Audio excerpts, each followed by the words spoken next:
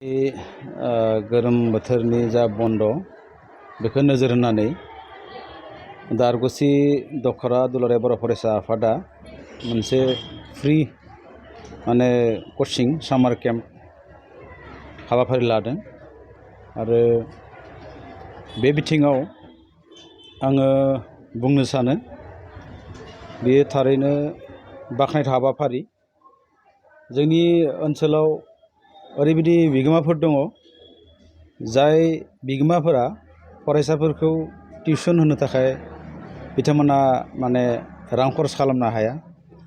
आं सासे फोरोंगिरि हिसाबै जेब्लानाखि जोङो बिगोमानि न'आव भिजिट खालामनो थाङो अब्ला बिथांमोना बुङो आरो जे टिउसनबो होनो हाया, फैसा पातिनि समस्या।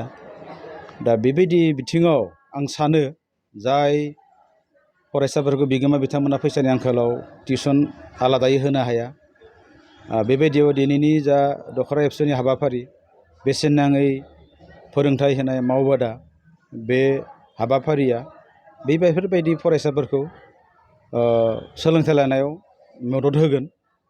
बिथांमोना नखरारि बिथिङाव जोबोर लोरबां, बेबायदियाव दिनैनि जा बेसेन नाङै फोरोंथाइ होनाय बे बिथिङाव जोबोर मुलाम्फा जागोन होननानै आं बुंनो सानो। आरो बेबायदिनो आंनि बिबुंथियाव आं बिथांमोनखौ थांखिनानै बिबुंथि लाखिदों। आरो बेजों लोगोसेनो जायफोर फरायसाफोरा टिउसन लानो सुबिदा मोनब्लाबो दिनै दखरा एबसुनि बानजायनायाव बे हाबाफारियाव बिथांमोना जुदि बाहागो लायोब्ला जे गरम बन्दनि जा सान बियो ओरैनो जाहाथे थांगारा। समा थांबाय थादों, दिनै फार्स्ट इउनिट थांबाय, बेनि उनाव गरम बन्दनि उनाव लासैनो हयथ'बा हाफ इयारलि एग्जामा फैगोन आरो बेनि उनाव लासैनो फाइनाल एग्जामा फैगोन। बेबायदियाव समखौ हमस्लाब मोना। बेनिखायनो नैबे गरम बन्दनि सान बा गोलोम बोथोरनि जा बन्द बे साना फरायसाफोरखौ मुखुब लाखिनांगौनि जोबोर गोनांथि दङ। बे लेखायाव बा बे बिथिङाव नोजोर होयोब्ला जे नैबे जा गरम बन्दनि जा बेसेन नाङै फोरोंथाइ होनाय मावबादा बियो जोबोर फरायसाफोरनि गोनांथि आरो बाख्नायथाव। आरो बेनिखायनो आङो दारगुसि दखरा एबसुनि गासैबो दैदेनगिरि बिथांमोनखौ रोजा रोजा साबायखर बावहरो। आं बुंनो सानो जे जोंनि फरायसाफोरा खायसेया सिनसियार नङा आरो फरायसाखौथ' मा बुंनो, बे बिथिङाव जोंनि बिगोमाफोराबो सिनसियार नङा। जे गरम बन्द बा गोलोम बोथोरनि बन्द होबाय होननानै फरायसाफोरा सेरेखाय बेरेखाय जेरै मेरै थाबायलाबायो, सोरबा आलासिजों थांनाय। दिनै जों दारगुसियावनो नुदों गोबां फरायसाफोरा फैयाखै।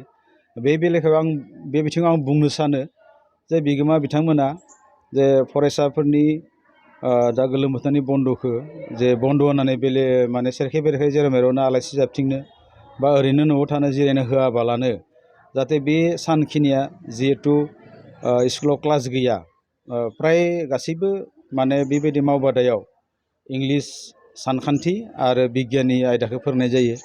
बेबायदियाव सानसे जिथु थानाङा, दसे सम नालाय बेखौ मोजां गोसो होनानै सोलोंना लानो हायो।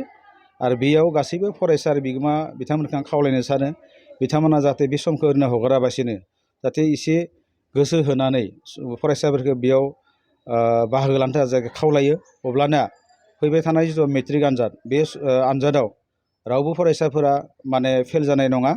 आरो जायफोर फरायसाफोरा एसे खम नाम्बार मोनगौमोन बिथांमोना नैबे समखिनिखौ जुदि मोजाङै गोसो होनानै बाहागो लायोबा साफ्रोमबो फरायसाफोरानो मोजां नाम्बार लानानै उथ्रिसारनो हागोन, आं बेखौ मिजिं खालामो।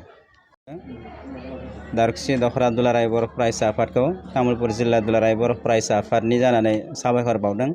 मानो होनना बुङोब्ला दा जोंहा गोलोम बोथोरनि बन्द सोलिगासिनो दङ। बे समाव जोङो बै फरायसाफोरखौ गोजौ सोलोंथाइ होनायनि थांखिजों दारगुसि दखरा दुलाराय बर' फरायसा आफादा प्रि सामार भेकेसन कचिं केम्प दिनैनिफ्राय जागायदों, 4 जुलाइ। आरो बे 4 जुलाइनिफ्राय जागायनानै बिथांमोना 15-20 दिनसो बिथांमोना फोरोंनायनि थांखि लादों। आरो बे फोरोंनाय हाबाफारियाव मोनथाम आयदा, जोङो इंराजि रावखान्थि, साइन्स आरो मेथ्स, बे मोनथाम आयदाखौ बिथांमोना फोरोंहोनायनि थांखि लादों। आरो बे मोनथाम आयदायानो जोंनि फरायसाफोरनि बयनिख्रुइ गोनांसिन आयदा होननानै जोङो साननो हायो। दा बे लेखायैनो बै फरायसाफोरखौ मोजां मोनसे बे 20 बा 15सो दिनाव ओरैनो थास्लायस्लाय माबा मोनसे रोंनायानो बे मोनसे खामानियाव फैगोन। आरो बे थांखियैनो दारगुसि दखरा दुलाराय बर' फरायसा आफादा बे हाबाफारिखौ लादों। आरो बे हाबाफारिखौ दाउखुसि दख'रा बर' फरायसा आफादल' नङा, जोङो दुलाराय बर' फरायसा आफादा मोनफ्रोमबो जिल्लायाव, मोनफ्रोमबो दख'रायाव, मोनफ्रोमबो इउनिटआव बिथांमोननि बा जोङो दुलाराय बर' फरायसा आफादनि बिथोन बायदियै जोङो बे हाबाफारिखौ लाबोबाय थादों। सिगांनिफ्रायनो दाबो लादों आरो फैबाय थानाय समावबो लागोन। बे थांखियैनो दुलाराय बर' फरायसा आफादा फरायसाफोरखौ मोनसे गोजौ सोलोंथाइ होनायनि थांखिजों बे हाबाफारिखौ लानाय जादों।